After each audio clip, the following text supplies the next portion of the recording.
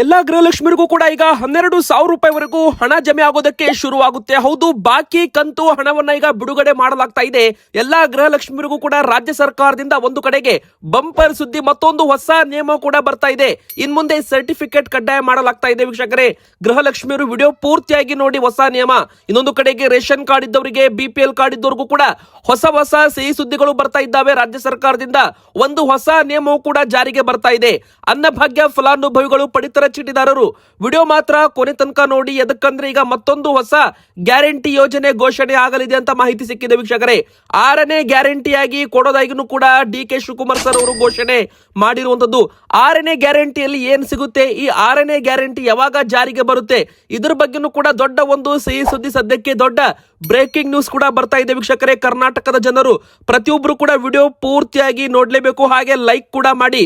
ಇನ್ನು ಮನೆ ಇಲ್ಲದವರು ಕೂಡ ಪ್ರಧಾನಮಂತ್ರಿ ಆವಾಸ್ ಯೋಜನೆ ಅರ್ಜಿ ಹಾಕೋದ್ರ ಮೂಲಕ ಮನೆಗಳನ್ನ ಪಡೆದುಕೊಳ್ಳೋದು ಹೇಗೆ, ಅರ್ಜಿಯನ್ನ ಹೇಗೆ ಹಾಕಬೇಕು, ಯಾವೆಲ್ಲ ದಾಖಲಾತಿಗಳು ಬೇಕಾಗುತ್ತೆ, ಇದರ ಬಗ್ಗೆನೂ ಕೂಡ ಕಂಪ್ಲೀಟ್ ಆಗಿ ವಿಡಿಯೋದಲ್ಲಿ ನಿಮಗೆ ಮಾಹಿತಿ ಸಿಗಲಿದೆ. ವೀಕ್ಷಕರೇ, ಪ್ರಧಾನಮಂತ್ರಿ ಆವಾಸ್ ಯೋಜನೆ ಆಗಿರ್ಬೋದು, ಕರ್ನಾಟಕ ಸರ್ಕಾರದಿಂದ 1 ಲಕ್ಷ ಮನೆ ಯೋಜನೆ ಆಗಿರ್ಬೋದು, ಎಲ್ಲಾ ಕೂಡ ಡೀಟೇಲ್ ಆಗಿ ನೋಡೋಣ.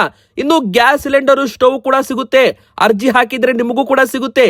ಯಾರಿಗೆ ಉಜ್ವಲ ಯೋಜನೆ ಅನ್ವಯವಾಗುತ್ತೆ, ಇದಕ್ಕೂ ಕೂಡ ದಾಖಲಾತಿ ಏನೇನ್ ಬೇಕು, ಕೇಂದ್ರ ಸರ್ಕಾರದಿಂದ ಉಚಿತ ಗ್ಯಾಸ್ ಸಿಲಿಂಡರ್ ಯೋಜನೆ ಬಗ್ಗೆನೂ ಕೂಡ ದೊಡ್ಡ ಒಂದು ಸಿಹಿ ಸುದ್ದಿ ಸದ್ಯಕ್ಕೆ ಬರ್ತಾ ಇರುವಂತದ್ದು. ಗ್ಯಾಸ್ ಸಿಲಿಂಡರ್ ಉಚಿತವಾಗಿ ಪಡೆದುಕೊಳ್ಳೋದು ಹೇಗೆ, ಅರ್ಜಿಯನ್ನ ಹೇಗೆ ಹಾಕಬೇಕು, ಅದು ಕೂಡ ನೋಡೋಣ. ವೀಕ್ಷಕರೇ, ವಿಡಿಯೋ ಪೂರ್ತಿಯಾಗಿ ನೋಡಿ. ಹಾಗೆ ನೀವು ಕೂಡ ಗೃಹಲಕ್ಷ್ಮಿ ಫಲಾನುಭವಿಗಳಾಗಿದ್ರೆ ಬೇಗನೆ ವಿಡಿಯೋಗೆ ಬಂದು ಲೈಕ್ ಮಾಡಿಲ್ಲ ಅಂದ್ರೆ ಬೇಗನೆ ಲೈಕ್ ಮಾಡಿ. ಹಾಗೆ ನಿಮ್ಮ ಒಂದು ಊರಿನ ಹೆಸರನ್ನು ಕೂಡ ಕಮೆಂಟ್ ಮಾಡಿ.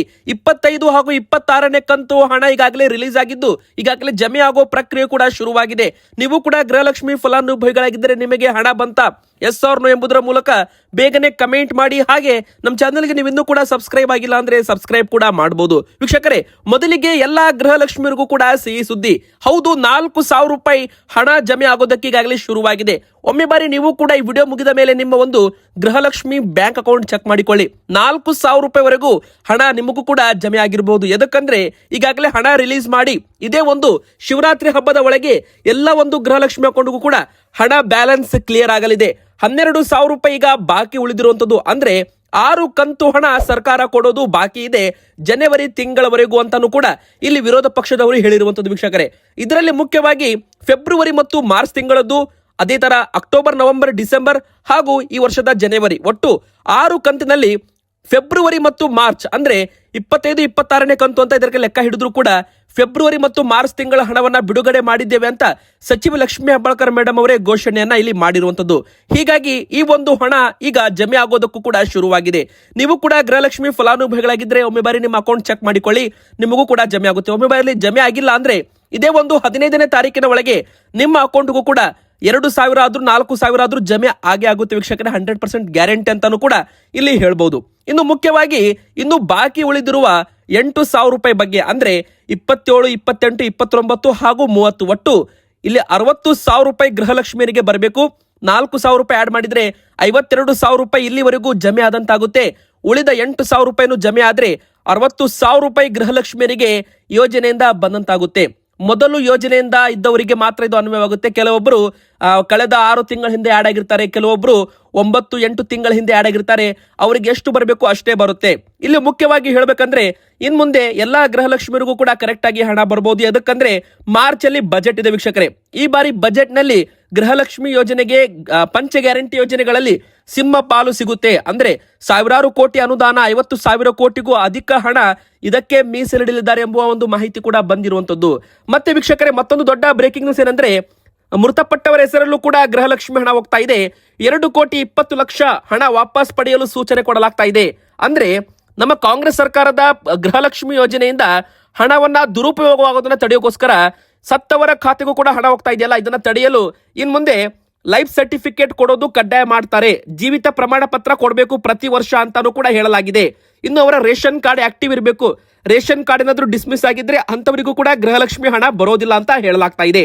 ಇನ್ನು ಗೃಹಲಕ್ಷ್ಮಿ ಯೋಜನೆ ಫಲಾನುಭವಿಗಳು ಪ್ರತಿ ವರ್ಷವೂ ಕೂಡ ಜೀವಿತ ಪ್ರಮಾಣ ಪತ್ರವನ್ನ ಹೊಂದಿರಬೇಕು ಅಂತ ರೂಲ್ಸ್ ಮಾಡಿ ಅಂತ ಗ್ಯಾರಂಟಿ ಪ್ರಾಧಿಕಾರ ಉಪಾಧ್ಯಕ್ಷರು ಮುಖ್ಯಮಂತ್ರಿಯವರಿಗೆ, DCM ಅವರಿಗೆ ಮನವಿ ಕೂಡ ಮಾಡಿದ್ದಾರೆ. ಇದರ ಬಗ್ಗೆ ಕ್ರಮ ಕೂಡ ವಹಿಸ್ತೀವಿ ಅಂತ ಹೇಳಲಾಗಿದೆ. ವೀಕ್ಷಕರೇ, ಬನ್ನಿ ಈಗ ಮತ್ತೊಂದು ದೊಡ್ಡ ಬ್ರೇಕಿಂಗ್ ನ್ಯೂಸ್ ಏನಂತ ನೋಡ್ತಾ ಹೋಗೋಣ. ರೇಷನ್ ಕಾರ್ಡ್ ಇದ್ದವರಿಗೆ ಹೌದು, ರೇಷನ್ ಕಾರ್ಡ್ ಇದ್ದವರಿಗೆ ಇವತ್ತು ಒಂದಲ್ಲ 3 ದೊಡ್ಡ ಸುದ್ದಿ ಅಂತಾನೆ ಹೇಳ್ಬಹುದು. ಮೊದಲಿಗೆ ದೊಡ್ಡ ಸುದ್ದಿ ಏನಂದ್ರೆ ಅನ್ನಭಾಗ್ಯದ ಅಕ್ಕಿ ಹಣ ಜಮೆ ಮಾಡಿ ಅಥವಾ ಪಡಿತರ ಅಕ್ಕಿಯನ್ನು ಹೆಚ್ಚುವರಿ ವಿತರಣೆ ಮಾಡಿ ಅಂತ ವಿರೋಧ ಪಕ್ಷದವರು ಅಂದ್ರೆ ಬಿಜೆಪಿ ಶಾಸಕರು ಮಹೇಶ್ ತೆಂಗಿನಕಾಯಿ ಅವರು ಸರ್ಕಾರಕ್ಕೆ ಆಗ್ರಹ ಮಾಡಲು ಶುರು ಮಾಡಿದ್ದಾರೆ. ಹೋದ ವರ್ಷ ಜನವರಿ ತಿಂಗಳದ್ದು ಪಡಿತರ ಅಕ್ಕಿನೂ ಕೂಡ ಕೊಟ್ಟಿಲ್ಲ, ಜನವರಿ ತಿಂಗಳ ಹಣವನ್ನು ಕೂಡ ಕೊಟ್ಟಿಲ್ಲ. ಅಂದ್ರೆ ಮೊದಲು ಅಕ್ಕಿ ಬದಲು ಹಣ ಕೊಡ್ತಾ ಇದ್ರಿ, ನಂತರ ಅಕ್ಕಿ ಕೊಡೋದಕ್ಕೆ ಶುರು ಮಾಡಿದ್ರಿ. ಆದ್ರೆ ಜನವರಿ ತಿಂಗಳದ್ದು ಮಾತ್ರ ಅನ್ನಭಾಗ್ಯದ ಅಕ್ಕಿ ಹಣ ಪಡಿತರ ಚೀಟಿದಾರರಿಗೆ ಹಾಕಿಲ್ಲ. ಮತ್ತೆ ಆ ಒಂದು ತಿಂಗಳ 657 ಕೋಟಿ ರೂಪಾಯಿ ಟೋಟಲ್ ಹಣ ಸರ್ಕಾರದ ಖಜಾನೆಯಲ್ಲಿ ಇರೋದು, ಅದನ್ನ ಬಿಡುಗಡೆ ಮಾಡಬೇಕು, ಇಲ್ವಾದಲ್ಲಿ ಪಡಿತರ ಚೀಟಿದಾರರಿಗೆ ಹೆಚ್ಚುವರಿ ಒಂದು ಪಡಿತರವನ್ನ ವಿತರಣೆ ಮಾಡಬೇಕು ಅಂತ ಆಗ್ರಹ ಮಾಡಲು ಶುರು ಮಾಡಿದ್ದಾರೆ. ಹಾಗೆ ಗೃಹಲಕ್ಷ್ಮಿ ಬಾಕಿ ಹಣವನ್ನು ಕೂಡ ಬಿಡುಗಡೆ ಮಾಡಬೇಕು ಅಂತ ಆಗ್ರಹ ಮಾಡಿದ್ದಾರೆ. ಒಂದು ವೇಳೆ ಮಾಡಿಲ್ಲ ಅಂದ್ರೆ ಸರ್ಕಾರದ ವಿರುದ್ಧ ಪ್ರತಿಭಟನೆ ಮಾಡ್ತೀವಿ, ಹೋರಾಟ ಮಾಡ್ತೀವಿ ಅಂತಾನೂ ಕೂಡ ಒಂದು ಹೇಳಿಕೆಯನ್ನ ಕೊಟ್ಟಿದ್ದಾರೆ ವೀಕ್ಷಕರೇ. ಹಾಗಾದ್ರೆ ಬಿಪಿಎಲ್ ಕಾರ್ಡ್ ಇದ್ದವರಿಗೆ ಅನ್ನಭಾಗ್ಯದ ಅಕ್ಕಿ ಹಣ ಬರುತ್ತೆ? ಮತ್ತೆ ಸದನದಲ್ಲಿ ಪ್ರಶ್ನೋತ್ತರ ವೇಳೆಯಲ್ಲಿ ಇದರ ಬಗ್ಗೆ ಪ್ರಶ್ನೆ ಬಂದರೆ ಅವಾಗ ಸರ್ಕಾರದಿಂದ ಏನು ಉತ್ತರ ಬರುತ್ತೆ ಕಾದು ನೋಡಬೇಕು. ಅಂದ್ರೆ 170 ರೂಪಾಯಿ ಹಾಗೆ ಹಣವನ್ನ ಕೊಡ್ತಾ ಇದ್ರು, ಪ್ರತಿ ವ್ಯಕ್ತಿಗೆ ಅಕ್ಕಿ ಬದಲಾಗಿ ಹಣ ಕೊಡ್ತಾ ಇದ್ರು. ಜನರು ಆ ಒಂದು ಹಣದಿಂದ ಅಕ್ಕಿಯನ್ನ ಮಾರ್ಕೆಟ್ ಅಲ್ಲಿ ಖರೀದಿ ಮಾಡ್ತಾ ಇದ್ರು ವೀಕ್ಷಕರೇ. ನಂತರ ಅಕ್ಕಿ ವಿತರಣೆ ಶುರುವಾದ ಬಳಿಕ ಇದನ್ನ ಬಂದ್ ಮಾಡಲಾಗಿತ್ತು. ಆದ್ರೆ ಮುಂದಿನ ಬರೋ ದಿನಗಳಲ್ಲಿ ಇಂದಿರಾ ಕಿಟ್ ಕೂಡ ವಿತರಣೆ ಮಾಡ್ತಾರೆ. ಇಂದಿರಾ ಕಿಟ್ ಜೊತೆಗೆ ಆ ಒಂದು 657 ಕೋಟಿ ರೂಪಾಯಿ ಹಣವನ್ನ ಹೆಚ್ಚುವರಿಯಾಗಿ ಅಕ್ಕಿ ಕೂಡ ವಿತರಣೆ ಮಾಡಬಹುದು ಅಥವಾ ಸರ್ಕಾರ ಡಿಬಿಟಿ ಮೂಲಕ ಟ್ರಾನ್ಸ್ಫರ್ ಕೂಡ ಮಾಡಬಹುದು. ಅಧಿಕೃತ ಘೋಷಣೆ ಬರೋದು ಮಾತ್ರ ಬಾಕಿ ಇದೆ. ಇನ್ನು ಎರಡನೇದಾಗಿ ವೀಕ್ಷಕರೇ, ಇನ್ನು ಮುಂದೆ OTP ಆಧಾರಿತ ಪಡಿತರ ವಿತರಣೆ ವ್ಯವಸ್ಥೆ ಕೂಡ ಬರಲಿದೆ ಅಂತ ಒಂದು ಸಿಹಿ ಸುದ್ದಿ ಬಂದಿದೆ. ಅಂದ್ರೆ ನಿಮ್ಮ ಒಂದು ಮೊಬೈಲ್ ನಂಬರ್ಗೆ OTP ಬರುತ್ತೆ, ಬೆರಳಚ್ಚು ಕೆಲಸ ಮಾಡಿಲ್ಲ ಅಂದ್ರೆ ನೀವು OTP ಹೇಳಿಬಿಟ್ಟು ಪಡಿತರವನ್ನ ಪಡೆದುಕೊಳ್ಳಬಹುದು. ಇನ್ನು ಇಂದಿರಾ ಕಿಟ್ ಕೂಡ ಮಾರ್ಚ್ ತಿಂಗಳಿಂದ ವಿತರಣೆ ಮಾಡ್ತಾರೆ. ಅಂದ್ರೆ ರಾಜ್ಯಾದ್ಯಂತ ಎಲ್ಲರಿಗೂ ಕೂಡ ಅಕ್ಕಿ ಜೊತೆಗೆ ಅಡುಗೆ ಎಣ್ಣೆ, ಉಪ್ಪು, ಸಕ್ಕರೆ, ತೊಗರಿಬೇಳೆ 4 ವಸ್ತುಗಳು ಕೂಡ ರೇಷನ್ ಕಾರ್ಡ್ ಇದ್ದವರಿಗೆ ಸಿಗಲಿದೆ ಅಂತಾನೆ ಹೇಳ್ಬಹುದು. ಅಂದ್ರೆ ಪಡಿತರ ಚೀಟಿದಾರರಿಗೆ ಇಂದಿರಾ ಕಿಟ್ಟು ಮಾರ್ಚ್ ತಿಂಗಳಿಂದ ಸಿಗಲಿದೆ ಅಂತಾನೆ ಒಂದು ಸಿಹಿ ಸುದ್ದಿ ಅಂತ ಹೇಳ್ಬಹುದು ವೀಕ್ಷಕರೇ. ಇನ್ನು ಪ್ರಧಾನ ಮಂತ್ರಿ ಅವರ ಆವಾಸ್ ಯೋಜನೆ ಬಗ್ಗೆನೂ ಕೂಡ, ಉಚಿತ ಮನೆ ಯೋಜನೆ ಬಗ್ಗೆನೂ ಕೂಡ, ಸ್ವಂತ ಮನೆ ಇಲ್ಲದವರಿಗೂ ಕೂಡ ಒಂದು ಸುವರ್ಣ ಅವಕಾಶ. ನೀವು ಕೂಡ ಅರ್ಜಿಯನ್ನ ಹಾಕೋದ್ರ ಮೂಲಕ ಮನೆಗಳ ಯೋಜನೆಯಲ್ಲಿ ಭಾಗಿಯಾಗಬಹುದು. ಸ್ವಂತ ಮನೆ ಇಲ್ಲದ ಬಡ ಮತ್ತು ಮಧ್ಯಮ ವರ್ಗದ ಕುಟುಂಬಗಳಿಗೆ ಮಾತ್ರ ಕೇಂದ್ರ ಮತ್ತು ರಾಜ್ಯ ಸರ್ಕಾರಗಳು ಮನೆ ಅಥವಾ ಸಹಾಯಧನದ ಮನೆ ನೀಡುವ ಯೋಜನೆಗಳನ್ನ ಮುಂದುವರಿಸಿವೆ. 2026ರಲ್ಲೂ ಕೂಡ ಪ್ರಧಾನಮಂತ್ರಿ ಆವಾಸ್ ಯೋಜನೆ 2.0 ರಾಜ್ಯದ ವಸತಿ ಯೋಜನೆಗಳ ಮೂಲಕ ಅರ್ಹರಿಗೆ ಮನೆ ವಿತರಣೆ, ಆರ್ಥಿಕ ನೆರವು ನೀಡಲು ಮುಂದಾಗಿದೆ ಅಂತಾನೂ ಕೂಡ ಇಲ್ಲಿ ಹೇಳಲಾಗಿದ್ದು, ಪ್ರಧಾನಮಂತ್ರಿ ಆವಾಸ್ ಯೋಜನೆ ಅಂದರೆ PMAY ಯೋಜನೆ ಗ್ರಾಮೀಣ PMAYG ಮತ್ತು ನಗರ PMAYU ಎಂಬುವ 2 ಭಾಗದಲ್ಲಿ ಜಾರಿಗೆ ಬರ್ತಾ ಇದೆ. ವಸತಿ ರಹಿತ ಕುಟುಂಬಗಳಿಗೆ ಮನೆ ನಿರ್ಮಾಣಕ್ಕೆ ಸುಮಾರು 2,50,000 ರೂಪಾಯಿ ಬಡ್ಡಿ ಸಹಾಯಧನ ಕೂಡ ಕೊಡಲಾಗ್ತಾ ಇದೆ.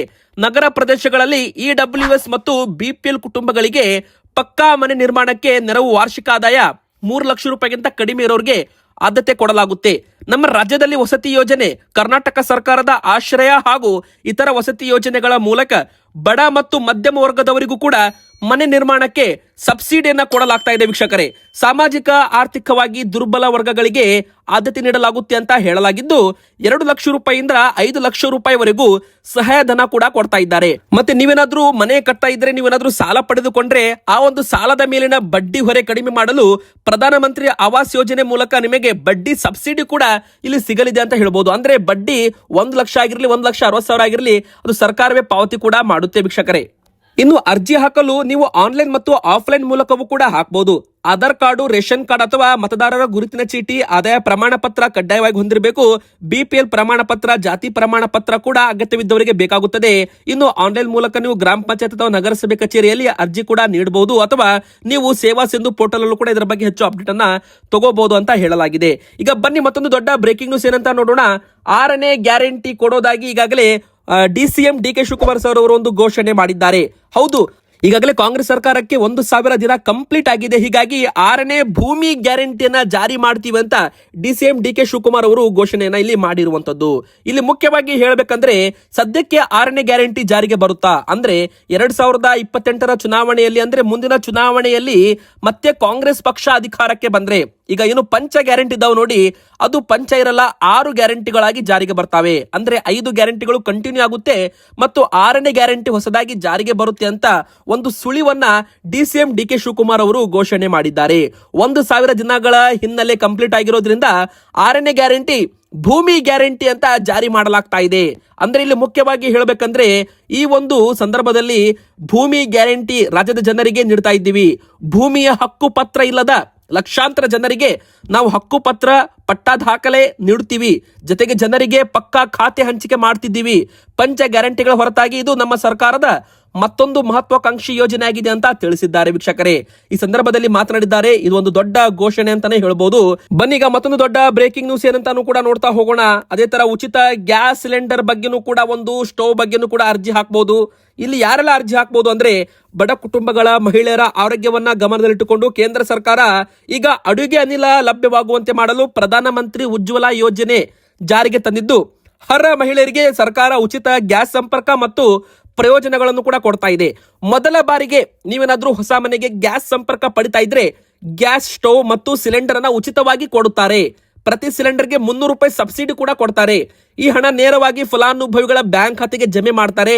ಈ ಸಬ್ಸಿಡಿ ಪ್ರಯೋಜನವು ವರ್ಷಕ್ಕೆ 12 ಸಿಲಿಂಡರ್ಗಳಿಗೆ ಅನ್ವಯವಾಗುತ್ತೆ.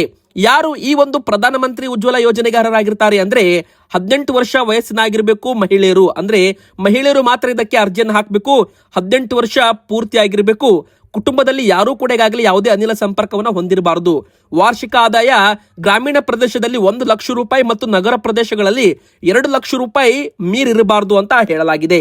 ಅಗತ್ಯ ದಾಖಲೆಗಳು ಕಡ್ಡಾಯವಾಗಿ BPL ಕಾರ್ಡ್ ಇರಬೇಕು, ಆಧಾರ್ ಕಾರ್ಡ್ ಇರಬೇಕು, ಬ್ಯಾಂಕ್ ಖಾತೆ ಇರಬೇಕು, ಪಾಸ್ಪೋರ್ಟ್ ಗಾತ್ರದ ಫೋಟೋ ಮತ್ತು ಮೊಬೈಲ್ ಸಂಖ್ಯೆ ಕೂಡ ಇರಬೇಕು ಅಂತ ಹೇಳಲಾಗಿದೆ. ನೀವು ಕೂಡ www.pmui ಅಂದ್ರೆ ಪ್ರಧಾನಮಂತ್ರಿ ಉಜ್ವಲ ಯೋಜನೆ .gov.in ಗೆ ಭೇಟಿ ಕೊಟ್ಟು ಅಲ್ಲಿ ಮುಖಪುಟದಲ್ಲಿ ಉಜ್ವಲ ಯೋಜನೆ 2.0 ಸಂಪರ್ಕಕ್ಕಾಗಿ ಕ್ಲಿಕ್ ಮಾಡಿ ಅಂತ ಒಂದು ಆಪ್ಷನ್ ಇರುತ್ತೆ. ಅಲ್ಲಿ ಕ್ಲಿಕ್ ಮಾಡಿ ನಿಮ್ಮ ಗ್ಯಾಸ್ ಕಂಪನಿಯನ್ನ ನೀವು ಕ್ಲಿಕ್ ಮಾಡಿ ನಿಮ್ಮ ಹೆಸರು, ವಿಳಾಸ, ಆಧಾರ್ ಕಾರ್ಡ್, ಬ್ಯಾಂಕ್ ವಿವರ ಹಾಕಿಬಿಟ್ಟು ಅರ್ಜಿಯನ್ನ ಭರ್ತಿ ಮಾಡಿದರೆ ಕೆಲವು ದಿನಗಳಲ್ಲಿ ನಿಮಗೆ ಅರ್ಜಿ ಸ್ಟೇಟಸ್ ಕೂಡ ಅಪ್ಡೇಟ್ ಚೆಕ್ ಮಾಡಿದಾಗ ಇದರ ಬಗ್ಗೆ ಕಂಪ್ಲೀಟ್ ಡೀಟೇಲ್ ನಿಮಗೆ ಗೊತ್ತಾಗುತ್ತೆ. ಇವತ್ತಿಗೆ ಇಷ್ಟ ಆಗಿತ್ತು ವಿಡಿಯೋ. ಇಷ್ಟ ಆದ್ರೆ ವಿಡಿಯೋಗೆ ಲೈಕ್ ಮಾಡಿ, ನಮ್ಮ ಚಾನಲ್ಗೆ ಸಬ್ಸ್ಕ್ರೈಬ್ ಆಗಿ.